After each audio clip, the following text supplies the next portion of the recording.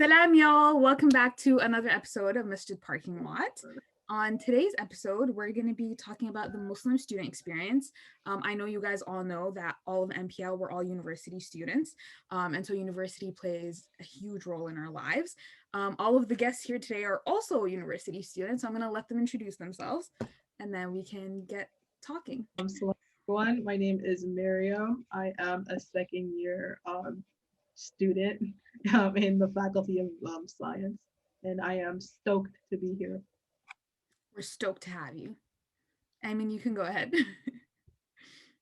Okay, so hi guys, my name is Ayman. I am a third year student at Western, studying med-sci. And yeah, I'm really excited to be here. I can go next. Yeah, go ahead. Salam everyone. My name's Elvira. I'm a second year. I'm in Health Sci. And assalamu alaikum everyone. My name is Hannan. I'm in my third year, also in med-sci, and this is my second time being on the podcast, so I'm happy to be here. It's so funny. I always tell people the majority of people we do get on, they're all university students. But like every time we tell somebody to introduce themselves, even if we don't even mention like, yo, just talk about your program, automatically that's the first thing they say. I go to this school, I go to this program. That's how you know how much school takes up of your life. Like it just becomes your personality. Mm-hmm. Also, it's my personality now, but I don't know. Yeah. I've been told that. So. Yeah. So do any of you guys, none of you guys live at home, right? For university. I mean, with the exception of this year, because COVID-19 kind of ruined everybody's plan. So we all don't live at home while we're at university. Some of us live on res or dorms. I know some people, we've had this conversation before, Ayman, some people get confused when you say residence. So yeah, we're talking about like dorms, like university dorms. And then some of us just live off campus in like other houses with a bunch of roommates, which was the case for me. I never lived on residence, but I know the four of you have lived on residence. And so if you don't mind, do you mind sharing some stories of your experience on residence? Any crazy horror stories you want the world to know about? Okay, I'll start off. I lived in Elgin Hall, which is kind of it's like the residence with like all the single rooms, right? So you have like 3 other roommates and like single room, 2 bathroom. And it was like for me, alhamdulillah, it was a really good experience. Like all my roommates were Muslim, so I didn't have any awkward experiences where like someone like walked in on me praying or something, and they're like, what? So it was like okay in that sense. Though my floor mates, though they were like all like, you know, like either white people or they were like non-Muslim and stuff like that. We were like the only Muslim people like on our floor, and maybe like even in our wing, I don't know, but it was like an okay experience. Like everyone was like super accepting of us. No one was just like racist or Islam, like, you know, like Islam hating or anything like that. Though like if you want to hear like a horror experience, during all week, I believe, we were like getting to know our staffs and everything, getting to know each other on the floor. And I think it was like in like this happened like in the evening time, where we had like all the activities that happen like in the night and whatever. So one of our softs, he's like this white guy. He's a bit of a hippie, vegan, whatever. So he comes and he like knocks on our door, and one of my roommates and I, like, we wear the hijab. So I happened to be like standing next to the closet. So I like go in the closet and I'm like hiding in the closet because like I know like there's a guy there and like my hijab is like too far away. And my other roommate, like she goes and like hides in her room, and like we're all just like sticking our heads out, like we want to see like who's at the door and everything. So one of my non-hijabi roommates, she opens the door, and you know, they start conversing and everything. He's like, oh, there's an event going on, like you should come, blah blah blah. And for some reason he tries to like come into our room, and like which we were just like, what? And then my that roommate that was opened the door, she was like, oh, my roommates, like they wear like the headdress. And for some reason this man, like he literally thought headdress like those indigenous head. So this man like freaks out. He's like, oh my god, like, oh my god. And he literally starts like trying to push past her to come into our room. And she was like, no, they wear the hijab. And Like I literally had like a whole facepalm moment. I'm like, he's white, like he's not gonna know what a hijab is. Oh my god, it was so bad. And then he got so confused and he was like, what? Like what's happening? And then she's like, oh, headscarf, like headscarf. They wear the headscarf. Like you can't see them without their headscarf and everything.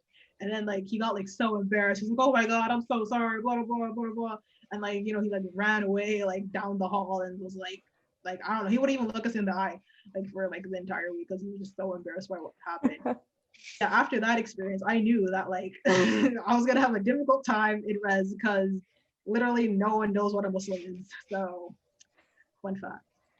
Oh my god, that's so funny. Yeah.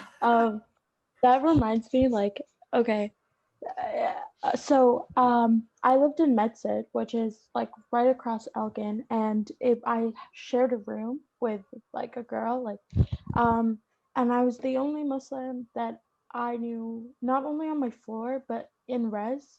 I didn't know anyone else who was Muslim. And I mean, I had a septum piercing, so a lot of people didn't know I was Muslim either. So they would love to say like Islamophobic things in front of me, and I'm just kind of like, no. But this one time, okay, so I used to get really embarrassed. Okay, so my entire life, like I'm from Mississauga. So everyone I know is Muslim, and if they're not, they're very familiar, or they're very cultured.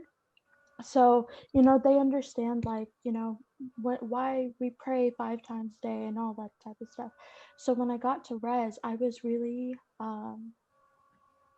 like it was made very apparent to me that people didn't understand like what we do and why we do it.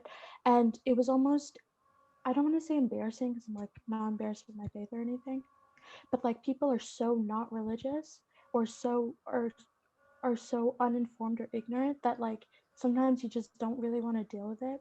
So I would like pray in secret. I would pray in like my room alone, like when no one else was there. And this one time, it was in the middle of the day. I was skipping my classes as per usual, and it's like I don't know, like 1 in the afternoon. Oh gosh.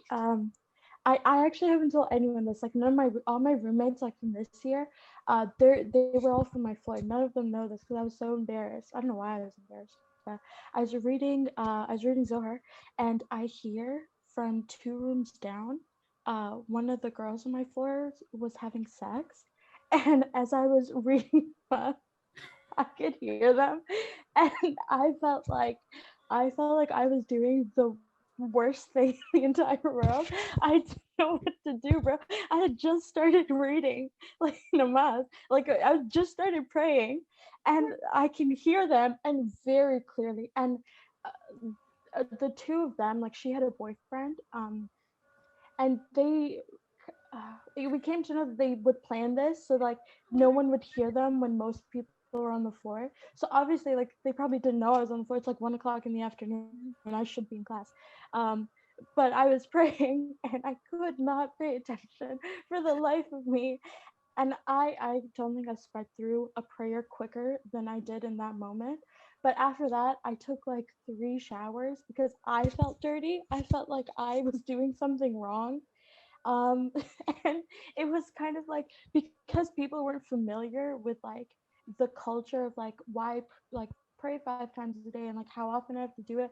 I didn't say anything to anyone because I didn't know what to say. I was like, what do I do? Like it's not like they purposely started having sex while I was reading, like I was praying. But it was an awful experience and I couldn't really look at them in the eye for like a good 2 weeks. And then when they broke up, I mean, I feel bad for her because she broke up with her boyfriend, whatever. But I kind of like was really happy because I knew that that wouldn't happen again. I went, God, I like literally as I was praying, I went like, oh God, like please make it stop. Like I don't want to have to ever go through this again. And then they broke up like the next week. So really, God was listening. Am I the reason that they broke up? Perhaps. But you know what? As long as I don't have to go through that again, I don't feel bad at all. Oh my God. So I have a story pertaining to that actually. So like when I was in first year, honestly, alhamdulillah, my first year experience was great because I'm from Brampton and then my roommate was from Brampton and then all of our friends were from Brampton. So anyone who ever came to our room, like, knew what Islam was and that I was practicing, right? So like people walked in on me praying all the time and like no one ever said anything because I lived in Perth. So I shared a room, but it was perfectly fine. Like everyone knew what was up. But this year I'm staffing. So like I work in residence and I'm still in Perth. But I remember this one time, right? I think like this was during midterm season. And then usually like at night, if there's like an issue and like one of the frosh or like the first years are close to you, they'll like call you and they'll be like, oh, like this is the issue. So like if they call front desk, then you get a call from front desk when you're working. But if not, then like they can just call you and be like, hey, I'm having this problem. Can you come? So I am close with like a frosh on another floor. So he called me at like 1 a.m. Of course, it's midterm, so everyone's awake. And he's like, Eamon, like, the room, like the suite that I'm sharing, like in my suite, there's a room and they're being really loud. Can you come like deal with it, right? And so usually when it's a noise complaint, like I assume it's like a party. Like there's a lot of people in the room. There's just a lot of loud music.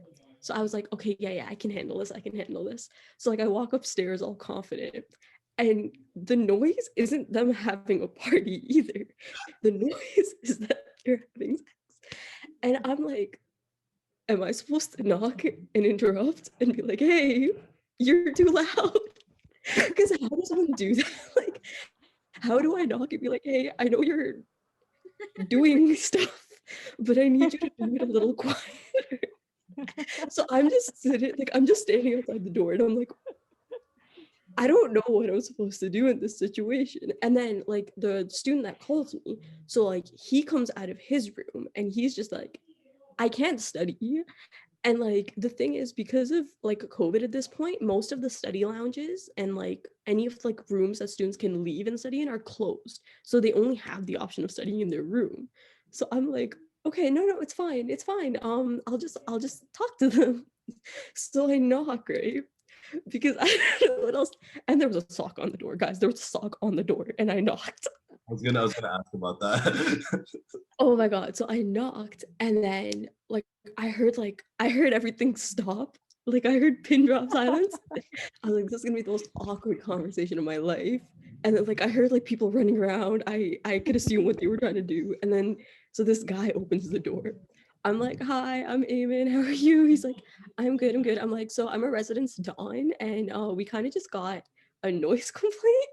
And he was like, and like if someone could die of embarrassment, I feel like this guy would have done that.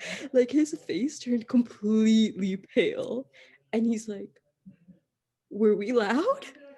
And I'm like, what, like I didn't know what to say. I was like, you're just a little loud. Like people kind of complain. He's like, okay, thank you. And he just like he slammed the door shut, right? And usually I don't like it when people slam the door, but for this guy, I was perfectly fine, right? And then so I started talking to the student that made the noise complaint, and he's also like Muslim, right? And so he was just telling me about like how he felt about like being in res, and he's like, bro, like it's so hard. Like this, his suite mate was just very active, so he was like, there's so much noise in the suite. I was like, damn. And then like we're talking in the middle, like we're talking in the hallway, right? And then the door opens for the other guy's suite, and all I see is like a guy and girl. They walk like this, like right by me. They don't even make eye contact. They just walk by me and they take the stairs and they go somewhere else. And like it was just a very, very awkward situation for me because I didn't know what I was supposed to say to these kids. And it wasn't like an official call either. It was just like I was going to help out. So I was like, nice, this is a fantastic time. Hannan is like shook. How do I even follow up to that? Yeah, geez. Lots of freaky stuff going on in res. I have my friend, like I have one story where I came back to my room at 1 a.m. I'm talking to my friend, and then I just hear creaking in the next room. So that's all I have on with that subject matter. With my main go-to horror story for res. So I lived in Delaware Hall, right next to, or right down the bridge from Medicine and Elgin. It's big X on the map, and it's a traditional style res. But it wasn't, I think, compared to say like Medcit or Saugeen, I think in terms of being loud and disruptive, it wasn't that bad. Things could have been a lot worse. I wouldn't say my first year experience was completely garbage or terrible, but it wasn't like, you know, like I'm not like over the moon with it. Like I'm happy, alhamdulillah.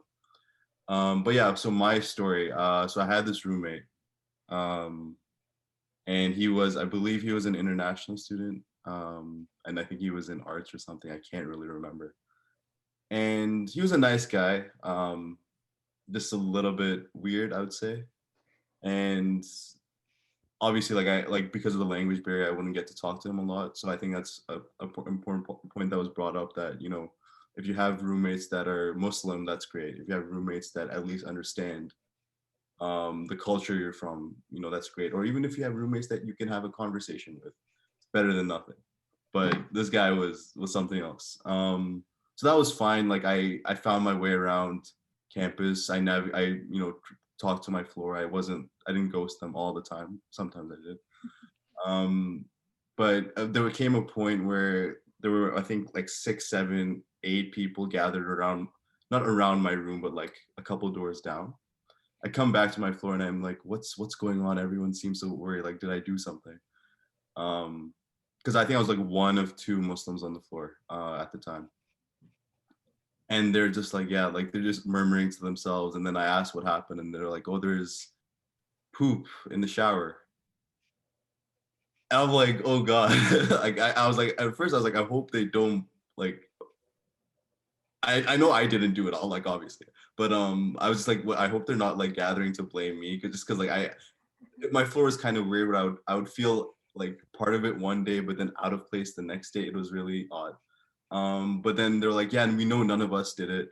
And then after like talking, we were like, your roommate might have done it. At first I was skeptical, just because I was like, well, I think he's the only international student on the floor. So I was like, I kind of pulled the racism card, not to them, but I was like, okay, I don't know. Like, I don't know where's the proof, right? So I just kind of, and because I wasn't on my floor a lot, I didn't try to like get involved in the situation. Obviously it was disgusting, because like, and it put our bathroom out of like commission for a while. Like we had to go and use like the co-ed bathroom. It was kind of not ideal. But then as the semester, this was in first semester, first year, and as the semester went on, there were about 7 incidents of this guy pooping in the shower. And there was also this one point where he wrote, I hope you die, you F a-hole, I think, on our mirror. And then he took a picture of it and he sent it to our floor group chat. At first I was like, bro, I'm already feeling out of place at this university. If someone came into my room and wrote that, I'm not happy. But turns out it was his handwriting and he was just trying to get attention. Same thing with his pooping antics. It was all, I don't know what it was, but it seemed like it was like a really bad prank. So yeah, but I didn't know it was him until someone showed me some text the next semester after he moved out, that like he texted one person on the floor saying, hey, there's chocolate in the shower that just happens to smell like poop, so don't be alarmed. I'm like obviously paraphrasing, and then I looked at him like, and everyone knew except for me. Like I again, like, because I wasn't there, I didn't really know.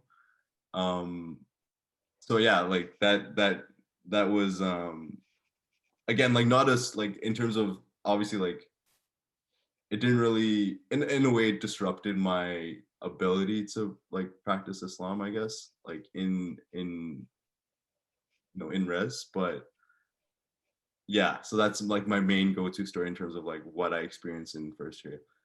I'm not saying that anyone should or should not base it on, like, bad, like what ignorance you might face, but I think for the long term, I think I'm more understanding and better experienced with what the world is actually like. I also think like having a community of people who are exactly like you is great, because you don't need to go through things like that alone. But I also do think that when you do go through things like that alone, it kind of like builds your own it just makes you like you have more endurance to like deal with these type of things. You know how to navigate them better when you go through them like alone here and there. And so there's still a positive side to it. I feel like I've been like, for me, this is my second year in residence, and I would say I'm really blessed because I've actually never had anyone like question me or like say anything like even remotely racist. And I think like part of it is because in first year, I already had a really tight group, and like because everyone like was from Brampton, Mississauga, they knew what was up, so I didn't have anyone else. But I remember in first year my entire floor was like, most of my floor was international, so I have noticed that actually, that like I've noticed in residences, even people like that don't know each other, like for roommates, if you don't know someone, the system will match you up with someone. And usually I've noticed that people of color are put together, because in second year I lived off campus, and like the girls I lived with, they were roommates in first year, and they were put together even though they didn't know each other at all. It's just they were the only people on their floor that were people of color. So they were put together. And like I don't know if that's like plans, they try to do that, or it's random. I don't see how it can always be random, because everyone I talked to that was a person of color, like they could identify clearly as a person of color, was put with another person of color. So maybe it's something that they do. I think this year is very different because this year I'm in a position of authority over like the first years. So I feel like a lot of them might say things, but then when they see me, they try not to talk, because when we're on duty, it's very like we're wearing a bright purple shirt. It's very clear that we're not just one of the students. So like I know a lot of people have gone through a lot of like horror stories. I've dealt with it. Like I've helped first year students that have gone with it. I would think I'm very blessed because I haven't experienced anything like that. For me, it was like the opposite, and it was strange for me in a sense because no one really asked me any questions. They just assumed, right? They're like, and they just assumed I was like them, especially the white people. Which why? Like why, right? Like there was people, there was like times where I like they would just like straight up just offer me alcohol. They'd be like, "Hey, you want like some tequila, want some vodka?" And I'm like, "Does this not like this is like can you not tell?" And like okay, so like for me, like on our floor, we had three softs and two of them were people that were like POC. One of them was white, right? So at first I was like, okay, yeah, this is like pretty chill. Like, you know, we have POC as softs and stuff like that. But like they were like just as ignorant as the white person, honestly. Like literally, like there was one of my softs. Apparently, he took like world religions in first year. So like he's like, oh yeah, I know like all the religions and everything. And like I remember he was like literally one of the first people to offer me alcohol. I was like, you're brown, you took world religions, surely you learned about Islam, surely you learned like, you know, what's prohibited, what's like what's okay, like you're really offering me alcohol right now. So like you know, I never got any questions like, oh, do you drink alcohol, like do you smoke, do you whatever. Like they were just like, here you go, like I'm What's up? like no thank you, I'm okay. um and it was awkward at first. So I was like, do I like explain the whole thing or do I just be like no thanks? But usually if you just say no thanks, they're like, okay, fine, whatever, I'll just drink it for you, which I was like, okay, I'm fine Yeah. with. And I was never in a position where I had to like explain myself and be like, oh, so I'm Muslim, I'm not supposed to drink because of this and this and this. They were just like, all right, whatever. Like they never really like pushed it, you know. I was never like peer pressured or anything to drink or do Yeah. any of that. Yeah. I think that's such a good point because like that you brought up because like again like in high school, despite it being like majority Muslim and stuff, a lot of people drank. It was like really common in my high school. Like I knew a lot of people who and I had been to like birthday parties or whatever where people were drinking. And obviously because you know the age that we were at, we were still in high school. First it was illegal, but you know, like they wouldn't offer me, and that's like totally cool or whatever. But then I didn't realize how big the drinking culture was until I got to university. And I find that like it's almost a part of like they're like they look forward to be able to drink like after class. They're like, oh, like let's have like a beer, like let's take a couple shots. And like that's cool and all, like them do you, but like especially my room on my floor was like the social room. Everybody would come into a room, like my door was always unlocked, sometimes my room and I wouldn't even be in our room, and other people from my floor were in my room, which was not weird. It was just cool. It was fine. But like, I would get offered drinks all the time. And at first, I used to be like, oh, I don't drink, thank you. And although nobody ever peer pressured me, I do find that, like, especially at the beginning, people were like, oh, like, you don't want to have a drink, especially because like most people were still under 19, at least on my floor. So they would have to ask someone to buy them alcohol, right? So especially if they were offering me a free drink and I said no to it, they found it like really weird. Like, what do you mean you don't want free alcohol? And I'm like, it's okay, babes. Like, I really don't want it. Like, I'm totally fine. So I used to have to make excuses because I felt like people almost wouldn't. It's not that anyone ever made me feel like they wouldn't respect like my answer or whatever, but I was almost embarrassed because I think people often really, especially nowadays, they just associate like being religious with being conservative, like as if I would judge them for taking a drink or smoking or whatever that they do, having sex. Like, none of my business. Like, you do whatever you want. I don't really care.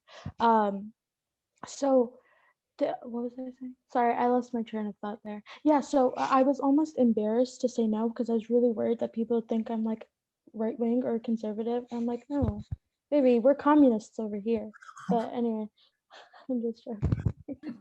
um, but I was like, so I would make excuses and I'd be like, oh no, like I don't drink, or like I'd be like, oh, like I have to take like these meds that I'm on, like I can't drink with that, like anything but like, oh, I don't drink because of my religion, or I just don't indulge in these things.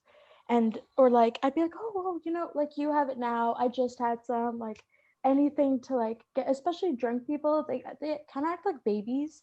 And so like I don't like to deal with them. So I would make every excuse in the book that I could, anything but saying that like I would like religiously I don't drink. Um, but yeah, and it's such a big part of the culture here that I find sometimes it's hard to get around. But you kind of do what you have to, right? I know, Elvira, you brought up like your high school a lot. Like I just knowing which high school you went to, like I get it.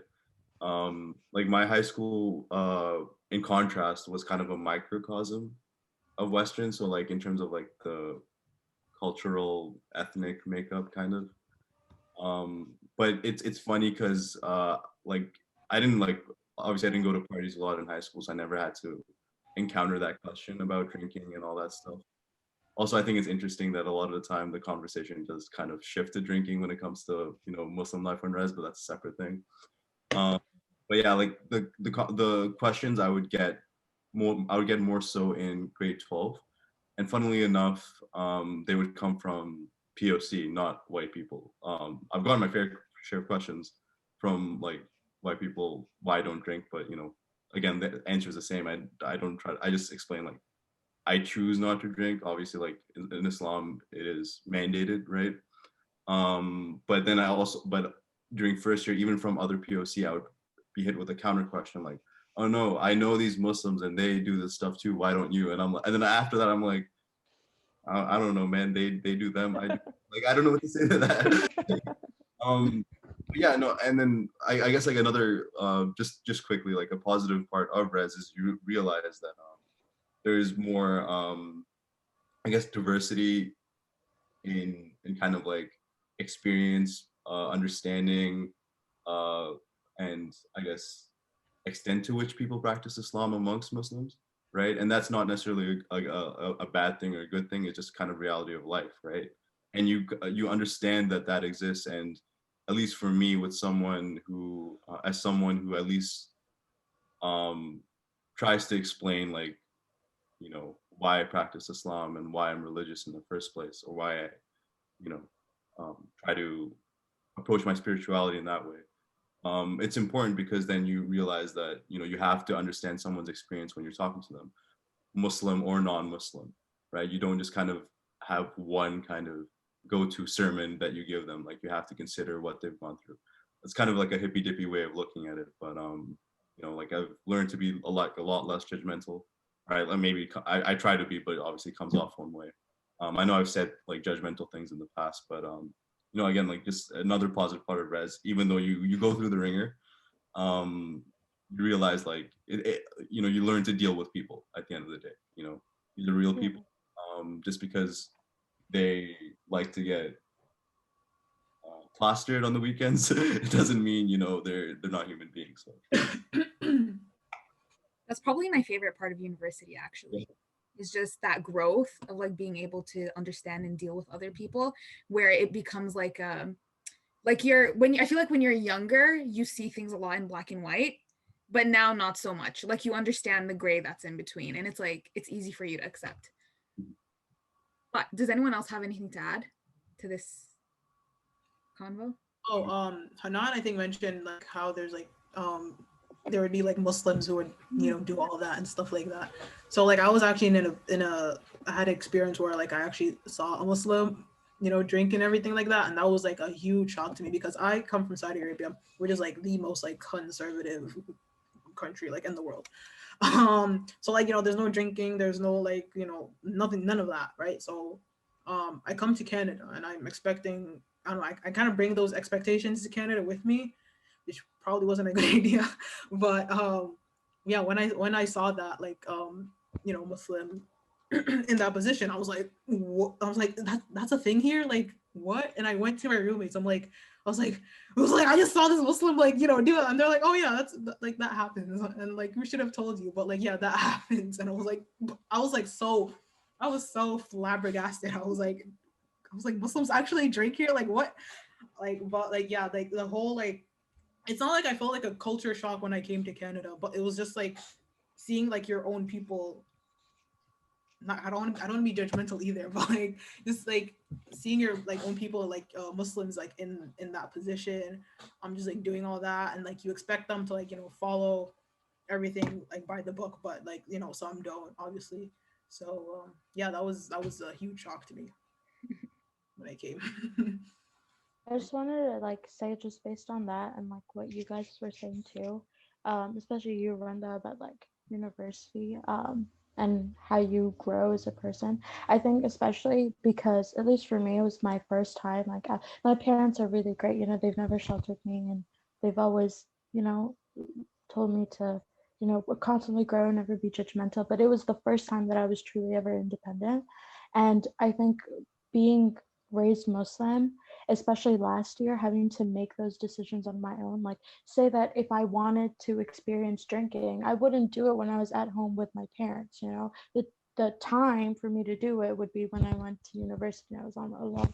But it was the fact that like I'm making these decisions for myself, and it was truly the time that I feel like, although being I was raised Muslim, it was the time that I picked being Muslim, and you know, learning how to balance my faith and who I am and what I want to do with different walks, like different people from different walks of life, and how to balance it all, like especially in this like modern world. I think was a really good way in order for me to grow in that aspect, because now when I practice my faith, I know I'm doing it because I want to do it, as opposed to this is just the way that I was brought up.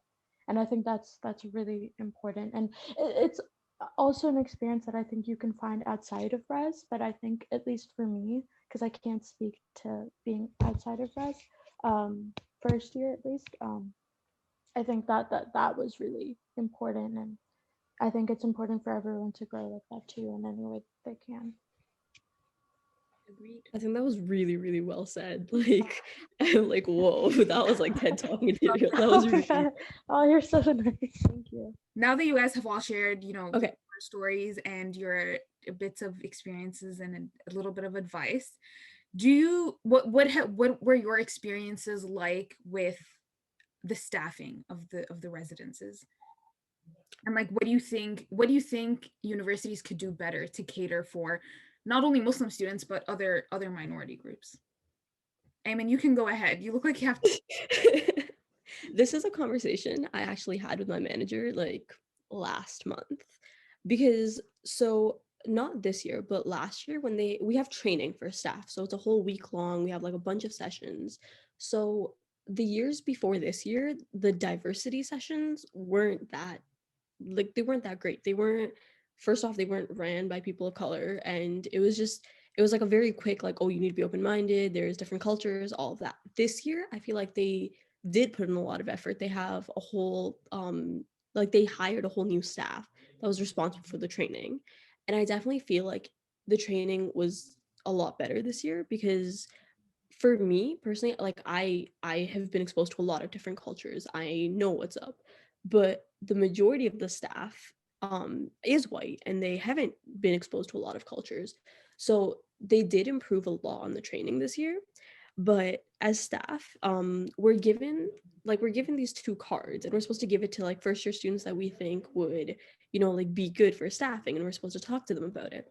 So, I was really hyped. I made my little card. I went to the student. I was like, hey, I'm here. I think you'd be a really great staff member for next year. And, like, I really think you should apply. And this kid's first response is, but everyone's white. Why would I apply? They wouldn't accept me anyway. And, like, they heard all these horror stories about, like, people that applied for sophing or staffing in first year. And when they see the soft team, or when they see a lot of the staff teams, they are majority white.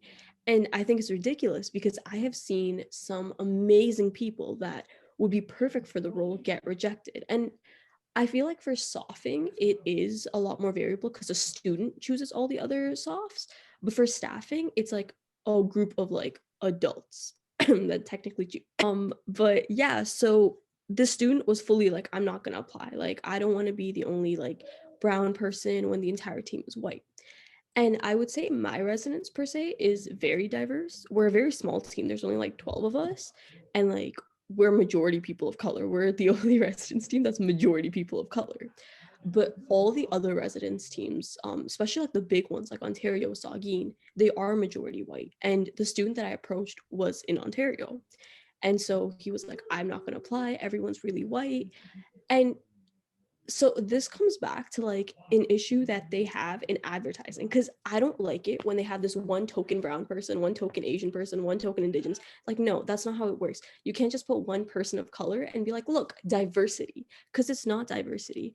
If you only have that one person and you're only taking them because you want to show that you have a person of color, it isn't okay. You need to actually, like, show people different cultures, and you need to accept people because of their skills. And I know a lot of really skilled people do get rejected. And it may not be, like, because, like, the selection team is racist, but in order to get more people of color to apply, you need to show that the teams aren't majority white, or you need to talk about diversity and make it a bigger deal. Like, they give us posters all the time to put up, and, like, the posters are great. They're very informative. But if you are a university student, odds are you don't look at posters. Like, most students don't look at posters. You need to do more than that. And, like, I'm supposed to have a meeting with them, with residence management again in January, and we're supposed to, like, have, like, a detailed discussion, because, like, we started noticing, like, microaggression issues even as staff members, where, like, there are four brown girls on the Perth staff team, and we still have staff members that mix up our names. And I'm like, sis, I look nothing like that girl. Like, she has short hair. Like, why? Like, how are you still confusing us in December when you've worked with us for 4 months? But, like, people still do that. And, like, it might not be explicit racism, but those are acts of, like, microaggression, and they're not okay. Mispronouncing people's names, not okay. So again, like, I'm very passionate about this because they're things I've noticed recently. And in first year, I was completely oblivious to these things. But this year, like, I've noticed it, and I've noticed it in students, where, like, everyone just assumes that, like, staff team is all white, soft team is all white. And it's not the case for staff. Honestly, I would say that isn't the case. Staff, I would say, like, there are a decent amount of, like, international students, people of color, but people don't apply because of that fear. And that's not okay. Like, that's something we need to target. And so I will get back to you on what happens with that. Okay, I just want to say really quick, I am so glad you brought that up, because I can't even tell you how many feelings I have about this. Okay.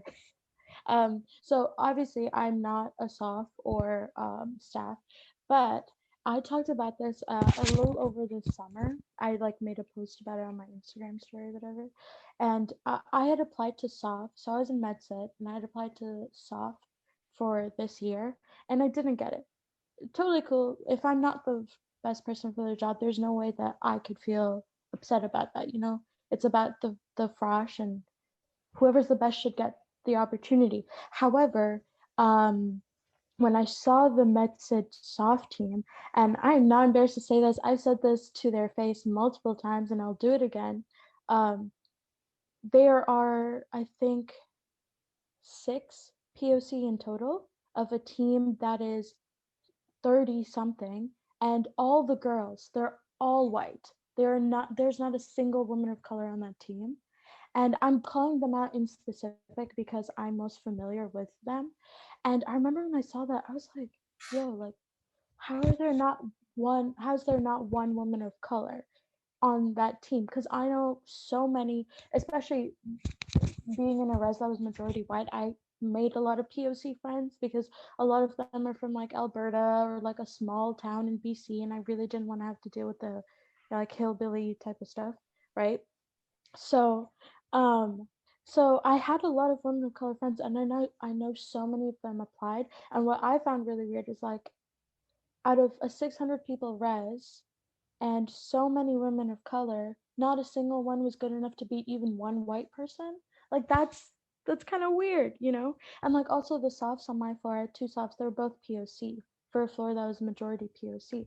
So I remember I was like posting about it over the summer, and I was like, listen, this isn't acceptable. And I'm not saying that like I should be the person. I'm just saying that there should be at least a woman of color. And like in my own experience, my softs, one of them was Blasian, and then the other one is Asian. And as a brown woman, there are certain things that I felt that I couldn't talk to them about because they're not experiences that they would understand. And I know that this was a shared experience among other POC on my floor. So again, when you talk about like staffing, I think it is so important to have this representation again with not just one token person, because again, okay, I don't know how to phrase this, so if I say it weirdly, please let me know. But like, white people technically are the minority in this world, right? So I don't understand how you can have diversity and white people are still in the majority, right? Especially for a university that um, advertises being the best student experience. You have to really look at the best student experience for who. Because if you don't have these supports, you don't have these people that these kids can look up to, then you don't really have the best student experience. And I think it's really great. Like I know that people have soft names so that Frosh can look at them and be like, oh, like they had a really weird experience. I can relate to that. But I think it needs to go deeper than that. And if not only like if soft teams and staff and the university itself doesn't acknowledge the fact that you need like these Frosh need better resources and better people, then it's not gonna work. Like you can't false advertise for something. Sorry, I know I was kind of all over the place. I feel very strongly about this. I have a lot of feelings. But yeah. For anyone out there who's not familiar with the soft system, I should have like prefaced the conversation. Softs are like upper year students that kind of they're sort of like mentors for like first years, and like they do more than like just mentor them, but yeah, they're like the support system for first years. But yeah, Maryam, do you have anything to add, or Hannan? I mean, my thing is, I agree. Like, if you have adequate representation that reflects your student population, that's definitely necessary. The thing is, I'm also of the opinion, like as a Muslim, that just because someone has some melanin in their skin doesn't mean they understand what I go through. That's like, it's a little bit like, it's a bit weird to say, but I also look at softs like when I lived in Delaware, just because a soft was brown or black, or I don't think they were actually black softs, so that's another issue. Like just because they look like me, right? And I maybe this is my male privilege speaking, but doesn't mean they necessarily understand me, right? It also doesn't mean they can't understand me, right? Like softs are not the be all end all. You know, they have stuff to learn too, because if you're a soft, I'm assuming, you know, maybe you're trying to go into other leadership positions. Maybe you're trying to move into, you know, becoming a resident, becoming an ALP or something like that, right? So even while you're soft, there's still room for growth. My issue is a lot of the softs that I encountered at Delhi, at least, even including my own, they weren't necessarily like racist. I didn't hear a lot of microaggressions coming from them. Maybe a few incidents, but they're very blurry in my mind. They just, like, a lot of the time the people skills were lacking, right? So like, yes, they could party, yes, they could be hype, but when it came time to having a conversation, I was just kind of like, well, what is there, right? Like this, and this is, you know, this could apply to anyone regardless of your background. And this especially, I feel like, impacted me because I'm already thinking, I don't feel like I'm welcome in this university in the first place. This is not helping. So in terms of like specific things that like the orientation and housing, orientation program and housing can do, obviously I don't have, you know, that background or understanding of like the training and stuff, but you know, in general, like the skills, in my opinion, like it's very lacking in my opinion. But yeah, that's all I have to say about that. I had some feelings back in Elvira. I applied to be a science soft. Last year it didn't work out, you know, like your mercy. Right? Everything happens for a reason.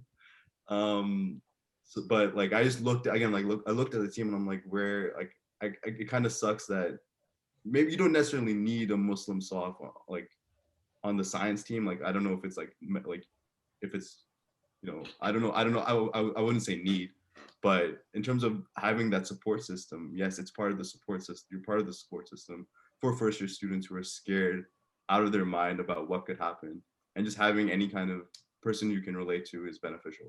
Whether, you know, you have that soft or that soft is present on the team. That's my thoughts on that. Ryan, do you have anything to add? Yeah, so like I pretty much agree with like what everyone said. I do have some like additions to say to what Hannan said.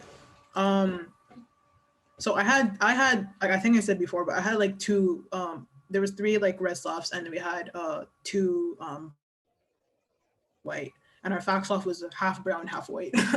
So and like I don't know, like to me like it just seemed that like even though there were people of color, they were very like I don't know, like whitewashed, honestly. Like they did not seem to exhibit any type of like brownness in them. They were very whitewashed. They did like that brown dude that offered me alcohol, like he did not understand. Like he was from India too, so like and there's Muslims in India, I'm sure.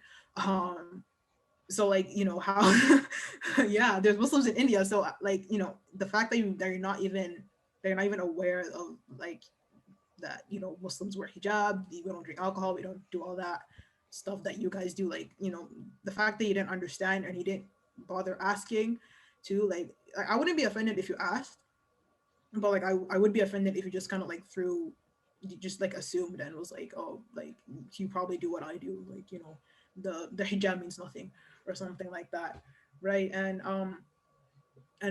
yeah, I was the only Black person on my floor, and I believe in my wing as well. There in Elgin there were two Black Resofts, but and they knew they knew I existed because I would like, you know, see them in the cafeteria and everything. Like they knew I was there, but they never really bothered reaching out, and I don't know why. I would assume it's because I'm Muslim and they're just like, yeah, we don't deal with your people, but like I don't know, Allahu alam. But like I completely agree that we need to like you know, Western has like people coming from like all over the world, not only like people within Canada, but we have like international students. You know, I myself an international student, even though I am a Canadian citizen as well. So the soft team, the Dawn team, the staffing team, we need like it needs to be representative of the students that are attending like that school and, you know, living in residence as well. And I also want to add the food. The not only everyone's face is lit up, but not only does the food suck, not only does the food suck, like they don't know what salt and pepper is. The what's it called? The cooking stuff. Oh, the chefs, they're all white. They're all white too, right? So they're like they don't know what like they tried making butter chicken one time, and like literally all people on my floor were just like what the heck are you doing? Like, why are white people trying to on food? Like, how does that even work? And like we couldn't even eat, and like we couldn't eat that too because the chicken in it wasn't even halal. And then another time, there like in the food thing, the food tray, it was a halal chicken, and then like it said halal chicken, and then I was like, oh great, I can get it. And then I looked at the sign, and literally the next ingredient was wine. Yeah. Oh, Really stood there. I was so enraged. I'm like, how do you mess this up? How do you mess up halal chicken? Like halal chicken is perfect as it is, and then you mess it up by putting like you have to be to put wine in halal chicken. Like you just like That's so funny. I mean like you add wine and then it's like it's still halal, you know? And yeah, I don't know, Elvira, I don't know if you can attest to this, but like I think Medsid actually had like a really diverse so like their chefs were like pretty diverse. Like you guys had like a black woman, you had like a few brown people as well. So I feel like I feel like your food might have been very, yeah. You can Okay. I'm glad you brought it up because I've been dying to talk about it. So the chefs, to my knowledge, were all white, and a lot of the other staff, like the cafeteria staff, were like POC. Most of them were white, yeah, but the food was awful. Like the food, and aside from just like my dietary restrictions and like all that stuff, it was just dirty. Like, bro, like I found a hair inside the one day I could eat halal chicken. There's a hair inside my chicken, bro. And it was blonde. I'm very obviously not blonde. It was not my hair. My friend, she found like 3 eyelashes in her food. There was like a dead fly in our salad bar. Like I don't know if you guys follow Western Savages, but it got sent to like my floor's group chat, and it was literally everyone was making fun of Medsid Calf because they were like 3 dead flies in our salad bar. And bro, I lived off of that salad bar because I couldn't eat anything else. Like, don't get me wrong, I'm not expecting them, especially because majority of people didn't eat halal. I wasn't expecting them to have halal stuff every single day, 3 times a day. But a lot of the time, like what I would eat was salad and the sandwich bar and the god awful tofu that they had. Like it was not fun, but you know, that was something that I was expecting going in. Or like pizza because I can eat the cheese pizza that they have. Um, but again, I very much agree with what Maryam said that like this one time there's a soft on the floor above me and we were friends and he was so excited. He's like, yo, the food is so good today. I was like, I'm so excited. Like, what is it? And he goes, it's spicy mac and cheese. And I was like, oh, I love spicy food, right? And I go, and it's literally pepper. Like the spice is pepper. I'm not even capping here, guys. It was just pepper. I'm like, this is not spicy. Like, also, why would you overload mac and cheese with just pepper? Like, I don't understand. When I tell you that I put sriracha on everything that I ate, that's what I did. And like I said, like my floor was basically mostly POC. So we all used to really like relate to each other with the fact that none of us liked the food. Did I spend most of my money on Osmos? Yes, because that's all that I could eat, or all that I really wanted to eat. You know that like what's it called, chicken on the sticks. I live on that stuff, bro. I really do. I came home, my mom's like, are you okay? Like, what are you eating? Like, you like your skin. It's like so oily. You're breaking out. I'm like, oh, I have no idea, mom. It just must be like residents, like. And then my dad would be like, where did all your money go? And I'm like, I have no idea, dad. Just like books. Every other week I have to buy a new textbook. It was Osmos because that's all I could eat. But yeah, I think, but like Maryam said, like sometimes they would make like halal stuff and then they'd be like, oh, this is halal chicken and pork. And Oh my god. I'm like, oh, okay. They're in everything. Oh my god, Yeah, yeah. and they were so confident too. They're like, yes, like you can totally. I was friends with like the staff, like we were pretty tight, and they'd be like, Elvira, like, yo, you're gonna really like this one. I'm like, yo, I can't wait to see how it hits. I couldn't even eat it, and then I would just tell them I had allergies because they'd be so excited. I'd be like, I'm actually allergic to like all types of meat. I'm so sorry. Oh my god, I have like a really quick story. But when I was in first year, I came to Delhi to visit like a friend. And so we went down to get pasta. And like I was really excited because it said, okay, so like they gave the ingredients, but they were really, really small at the bottom, right? And then they were like, it said chicken pasta. And in brackets it said halal. So I was like, say less, so excited. So like, and it looked like, it had flavor in it. And I was so excited. So I got the pasta, cool. I was chilling, I was eating, right? And then I ate a little bit, and then I looked at it, and I was like, "Yo, what is this thing? Like this ingredient? What do you think this is?" And like my friend's like, "Bro, I think that's bacon." And so I ran into the cabinet, and I was like, "There's no way that was halal chicken. There was no way, no." And I looked, and there's bacon. So I fully, like, in the middle of the cabinet, start crying because I'm like, "Oh my god, there was bacon in the chicken. Why would you have halal chicken? Why would you do that to me?" And then I fully started crying, right? And then the cat lady was like, "Are you okay?" And I was like, "No, why would you do this?" And so I asked, I was like, if you do halal chicken, then if you're catering to Muslims, you can't put bacon in it because that's haram for us. And she was like, "Oh, I did not know that." I was like, "Sis, I'm crying here. Like, let me tell you, you're not allowed to do that." And then she was like, "Oh, okay." And I don't know if they did it again after that, but then after that, I just, even when it said halal chicken, I was like, I'm a vegetarian. For the rest of my life, I'm a vegetarian. All the time. Everyone in my res, like on my floor, like they thought I was vegan because I would eat salads every day. Yes, I am vegan. I don't eat chicken. I don't eat any of that because that is like probably in it. So yeah, I was vegan all of res, honestly. I think that the worst experience for me though, I know my friends make fun of me, like my friends here and my family, is that everyone would get McDonald's, right? Like Osmos I lived off of, but Osmos is like hella expensive, bro. Like I'm a kid university that I can't afford that. But so they'd get McDonald's and then I'd be like, oh, I have to get the fish fillet. Yay. And then this year I live with my roommates. We get McDonald's all the time, which is really bad. But I always get the fish burger, and it's so much so that now I actually enjoy the taste. And it's the worst. I think it's the worst thing I've ever done in my life. The fact that I enjoy that burger because that is the grossest burger in the entire world, but I've made myself like it because I want to eat McDonald's and I can't eat the McChicken or the Big Mac or whatever it is. It's a hard life out here.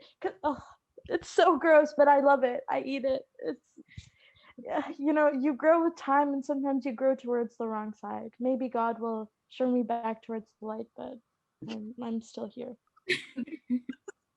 I mean, as someone who ate halal McDonald's as a kid, I don't think it's worth it. I don't think it's worth it. That's what I'm saying. Like I grew up in Dubai, Dubai, and like they had like the McArabia. I was living McNuggets like all the time. Like there's a gas station near my house. Like I'd be like, Mom, can we get McDonald's? I could do it all the time. I get here and I'm stuck with that fish burger with the cheese.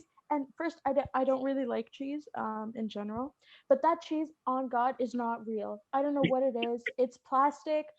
It's not real. Nothing about that burger is good, but here I am craving it. It's the worst thing in the entire world. I I don't know. I think honestly that burger is Islamophobic. I'm telling you that burger it's Islamophobic. It is gross. It is disgusting that we have to only eat that burger. Do you know how much bank they would make if they just made a better burger? Right? I would give them all my money. I would give it to them. Okay. Every week I buy that burger. You know how much money they would make if they just started using like halal chicken? They would make so much money off of us. So much money, bro. Like, look at Popeyes.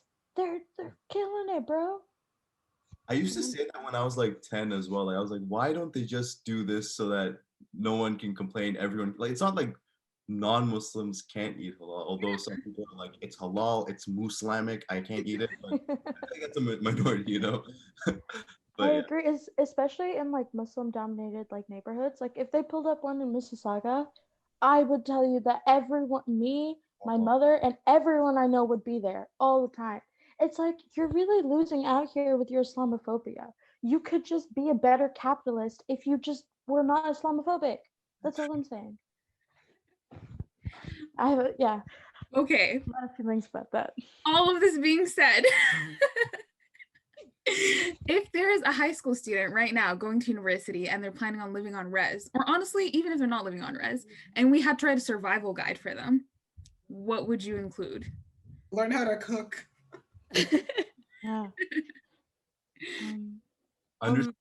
Understand that housing is a little bit more accommodating than you might think. They're not like perfect, but like if you do tell them that, hey, I'm Muslim, I don't want to live in this residence, chances are they'll listen. I mean, like, and they'll be a little bit more considerate. I've had a couple hijabi friends who said, yeah, we were placed in Saugeen, and then we asked and we got switched to like a single room in Ohal. So like, it's a matter of asking. Don't assume that what's final is final.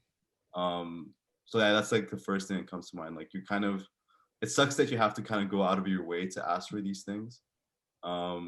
But yeah, again, like system isn't perfect, but that's why it's important to kind of network and find out what you can and can't do, right? Don't just kind of assume what's given to you is final. So that's the first thing I'll say, and if anything comes to mind, I'll add on. Honestly, I would say like just come with a really open mind, because there will be people that won't understand you, and you're gonna have to explain yourself for sure, but come with an open mind. And like, as much as things will anger you, just try to take it, like, don't try to take it too much to heart, because like, you know what, you're educating someone at the end of the day. And I think what I would say, especially like, I know it's not everyone's experience, but and on a bit of a more dull note, like I think that it would be really important to prepare yourself for the experiences that are not so fun. Like it is very likely that you'll experience something that is Islamophobic or racist, etc. And especially like in the university that we go to, that is majority white, and there's a lot of prevalent ignorance. I think that although it may not be very direct, it is something that you'll probably have to go through. So just keep that in the back burner of your mind, because if you aren't mentally prepared for it, it might be just a little harder for you to get through. But you'll be okay. Like also, if anyone says anything racist, just know their name. You can report them. We're fine now. Yeah, there's like an like ethno-meta reporting tool, right? Yeah. And even for Islamophobic incidences, there's like the National Council of Canadian Muslims. So if you're like just plugging myself, like for this year I'm the liaison, but if you can find who your campus representative is, you can go to them, and then they can kind of investigate the incident. I don't know if it'll like apply to like microaggressions, but like if there's a like legit like act of violence or active aggression against you like that, you know, you have some like resources, I guess. I would also say, like, before you even come to res, like, make sure you, or university in general, I would make sure, like, you have really strong faith and trust in Allah, because what I've noticed is that peer pressure, especially in res, is like, it's a real thing. Peer pressure, when, you know, people are like, oh, come and drink with me, come and party with me, and then you're like, no, and then you're like, no, I don't want to do it, and they're like, no, come and do it, and you feel peer pressure. So you make sure you have like conviction in Allah and have conviction in yourself, and just like trust trust Allah, trust the process, trust everything, and just like stand firm, stand your ground, be like, no, I don't do this, this is the reason why, or just like, Hannan said, you can report them if something goes wrong. But yeah, like don't like fall for their peer pressure, and don't like don't let anyone like manipulate you or control you or something like that, because that could end up in a disaster later on. I would also like to add, do you remember like that whole roommate matching thing? I like to call it roommate Tinder, because it's basically Tinder. So like what I like what I did when I first applied to res was like I explicitly stated that I was Muslim, which really helped me a lot, because like it was like a filter, you know, like all the Muslim people like came to me. They were like, oh my God, I'm Muslim too. Do you want a room? Like blah, blah, blah. I'm interested in this res, blah, blah, blah. And like, you know, like I didn't have to like deal with any like white people or like, you know, whatever people, like other people like that. So if you can like, it's weird at first, it's like embarrassing or whatever, but like if you just like be like, hey, just if any other Muslims are interested in like rooming with me and like so and so res, you know, like reach out, whatever, and then like people will come to you. I had like so many requests from different Muslim people because like, you know, because you know, Muslims, you know, we want to room with other Muslims to like, you know, prevent the whole awkwardness with you know, with like non-Muslim people, right? So yeah, do that. Just explicitly state that you're Muslim on the Muslim match, the roommate thing, and trust it'll help, inshallah. I would also want, like, I also want to add that, like, don't hesitate to reach out to your university's MSA as well. They're always, Hannan is like, no, don't do that. I'm kidding. Like they're always willing to help, and they'll connect you with people if you want to meet people and stuff like that. So 100% do that. Yeah. I think I would also just like to add, especially what Maryam was talking about, like just the process, like especially for me, it was like I struggled a lot with my faith and you know how to deal with it. So if you are struggling with your faith, like you don't have to do it alone. Like there are other Muslim people out there, whether you'll find them at the MSA or at the library or like wherever they are, they're there. So I would 100%. I think that's something I regret doing is like not reaching out to other people who could probably relate to the same issues that I was having. And you know, if it's hard, it's hard, but like you'll get through it. Just have faith and trust Allah, and whatever happens, happens, and it'll be for the best.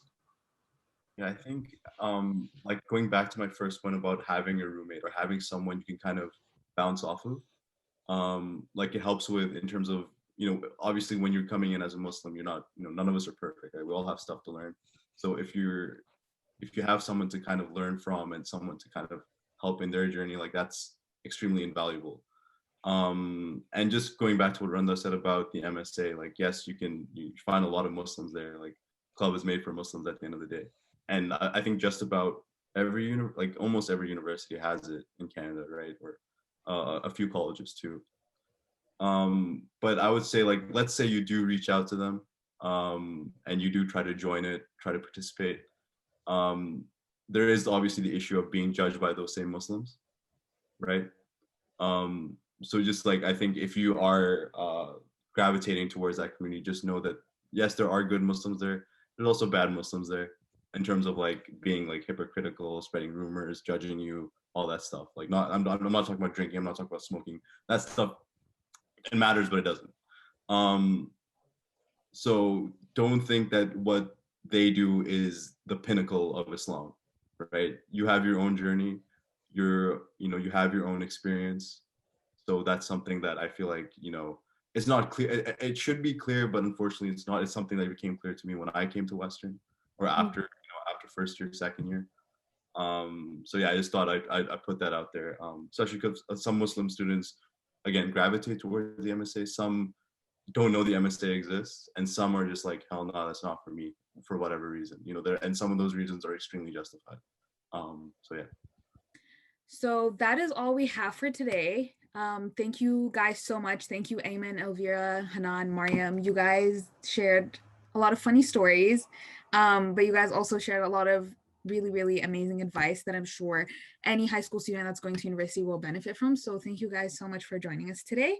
I hope you guys all enjoyed watching this episode. If you haven't watched the previous episode, make sure you check it out. Also, please like, comment, and subscribe.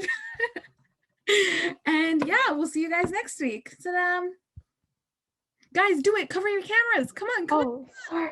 Oh God.